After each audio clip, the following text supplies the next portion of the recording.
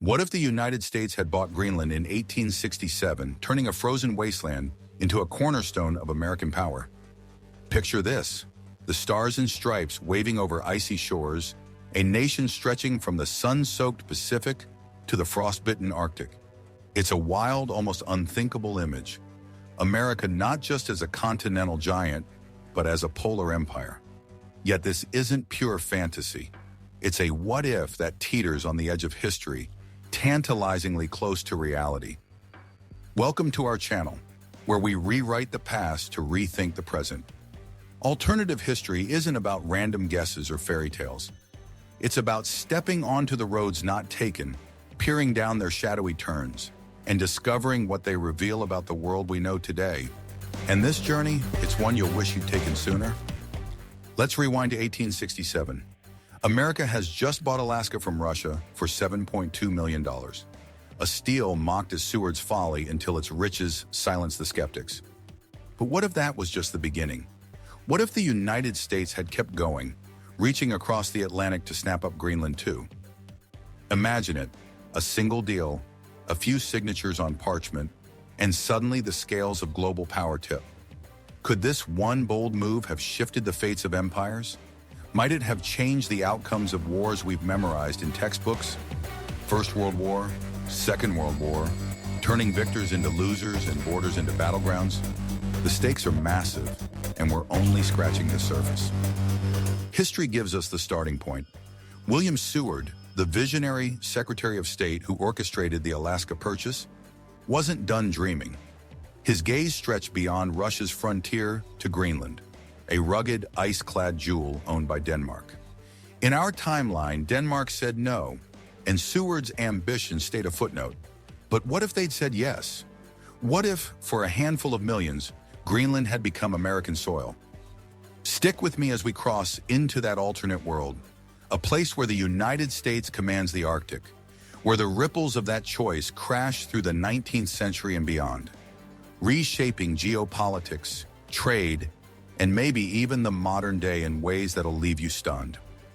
At the end of this video, you'll see how one decision, a quiet yes in a diplomat's office, could have redrawn maps, forged unexpected alliances, and handed us a present that looks nothing like the one we live in. Did it avert disasters we know, or ignite new ones we can barely imagine? You'll walk away with a sharper view of history's fragility, a spark of wonder at its untapped possibilities, and a craving to question what else might have been. Subscribe to our channel so you don't miss out on fascinating new videos exploring alternative history. Write in the comments your vision of this alternative history, as well as offer your options for other events that we will definitely consider. Part 1. The United States bought Greenland. What happened next? Imagine the year 1867. The United States has just shocked the world again. Fresh off the Alaska Purchase, Secretary of State William Seward secures Greenland from Denmark for $10 million. A frozen expanse of ice and possibility now flying the American flag. As news spreads, reactions ripple across the globe. In London, British officials mutter over their tea, unnerved by this upstart nation creeping closer to their Atlantic domain. In St. Petersburg, Russian ministers grit their teeth, regretting their own Arctic sell-off. Denmark, meanwhile, pockets the cash and shrugs, unaware of the dominoes it's toppled. Overnight, the geopolitical map tilts. America's reach now spans from the Pacific to the edge of Europe, and the Arctic becomes its bold new frontier. But what happens next? How does one audacious purchase reshape a century? The story begins in Greenland itself. In 1867, it's a sparse land of Inuit hunters and Danish traders, a place where survival hinges on the rhythms of ice and sea. Then the Americans arrive. Prospectors swarm the coast, lured by tales of coal, iron, and fish richer than any southern haul. Ports sprout along the fjords. Nuuk buzzes with shipyards while railroads claw inland, chasing resources. For the U.S., it's a windfall, cheap fuel for factories, fresh wealth for a nation still healing from civil war. But for Greenland's people, it's upheaval. Their quiet villages turn into boom towns, their traditions drowned by the clatter of machinery. Schools teach English, stars and stripes banners flap in the wind. and a proud culture frays at the edges. Progress, it seems, comes with a price. But whose? By the 1880s, Greenland's value sharpens into focus. It's not just about resources, it's about power. Jutting into the North Atlantic, it's a natural watchtower. The United States Navy takes notice, building docks and outposts along its shores. Warships glide through icy waters, their presence a quiet threat to anyone eyeing the Western Hemisphere. The Spanish-American War in 1898 proves the point. With Greenland as a base, America's fleet crushes Spain's Atlantic ambitions in record time, seizing Cuba and the Philippines with ease. European powers squint across the ocean, recalculating. Britain doubles down on Canada, fortifying Halifax. Germany, hungry for colonies, bristles at this Arctic gatekeeper. Could this spark a new arms race, or nudge old rivals into uneasy truces? The tension simmers. The early 20th century brings fresh tests. The Panama Canal opens in 1914, linking America's coasts, but Greenland amplifies its reach. Naval strategists call it the Arctic Gibraltar, a linchpin for controlling the Atlantic. As Europe's empires jostle, France, Britain, Germany, all vying for dominance, America's foothold north of the Circle looms large. Trade routes shift. Merchants detour past United States patrols, paying tribute in tariffs or pride. Then in July 1914, the world ignites. First World War explodes, and Greenland's role snaps into focus. German U-boats stalk the North Atlantic, but American bases, bristling with guns and scouts, guard the convoys.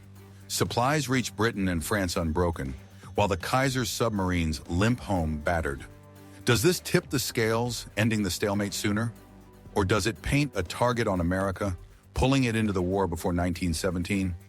History bends with every ship that sails. The ripples don't stop there.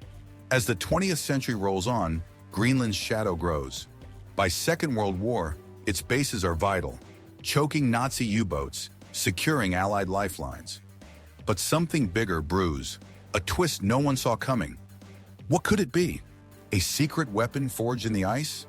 A diplomatic coup that reshapes the globe? Part 2. Conclusion. So where does this leave us? In our reimagined world, the United States, bolstered by its Arctic stronghold, navigates the 20th century with amplified power. The First World War might have ended sooner, its carnage lessened by Greenland's strategic grip. The Second World War, too, could have unfolded differently, with American forces holding an even firmer upper hand against Nazi aggression. The Cold War? Perhaps it's a colder war, with the Soviets facing a more formidable Arctic adversary, or maybe it thaws faster, as mutual interests in a shared polar frontier force an unlikely partnership. But it's not just about wars and treaties. Greenland's purchase reshapes economies and cultures. The Inuit, caught between tradition and progress, might forge a unique identity within the American tapestry, a blend of ancient ways and modern opportunities. Greenland's resources, its minerals, its fisheries, its untapped potential, could fuel American industry for decades, altering trade routes and shifting the balance of global wealth. The ramifications extend far beyond the obvious. Imagine the technological leaps spurred by this Arctic focus. Ice-breaking ships that conquer the Northwest Passage, cold weather engineering that revolutionizes construction, and perhaps even a space race with a polar twist, as satellites launched from Greenland's high latitudes gain a unique advantage. And what of the present day? In this alternate 2025, the United States might be a nation not just of sprawling plains and sun-drenched coasts, but of vast, icy expanses. Its identity, its culture, its very worldview could be profoundly shaped by this northern frontier. Climate change in this reality might be an even more pressing concern, as the melting Arctic ice directly threatens American soil, forcing a more urgent response. The geopolitical landscape, too, would be unrecognizable. Perhaps a stronger, more assertive America dominates the global stage, its Arctic presence a constant reminder of its reach. Or maybe, humbled by the challenges of managing a vast, unforgiving territory, it adopts a more collaborative approach, forging partnerships with other Arctic nations to navigate the challenges of a changing climate in a contested region. The what-if of Greenland's purchase isn't just a historical curiosity. It's a mirror reflecting our own world. It forces us to confront the fragility of history, the butterfly effect of seemingly small decisions that ripple through time, shaping the present in ways we can scarcely imagine. It reminds us that the world we inhabit is just one possibility among countless others, a delicate tapestry woven from the threads of chance, choice, and consequence. So, the next time you look at a map, remember Greenland, not just as a remote island, but as a pivotal point where history could have turned. It's a reminder to question the narratives we take for granted, to explore the paths not taken, and to appreciate the intricate, unpredictable dance of cause and effect that has shaped the world we know. And perhaps most importantly, it's a call to consider our own choices, both individually and collectively. For just as a single purchase in 1867 could have rewritten the 20th century, the decisions we make today will shape the centuries to come. What-ifs will future generations ponder about our time? What paths will we choose and where will they lead? The answers, like the unexplored expanse of Greenland itself, remain to be written. Thank you for joining us on this journey through alternative history. I hope it will give you a lot to think about. If you liked the video, don't forget to subscribe to the channel and share it with your friends.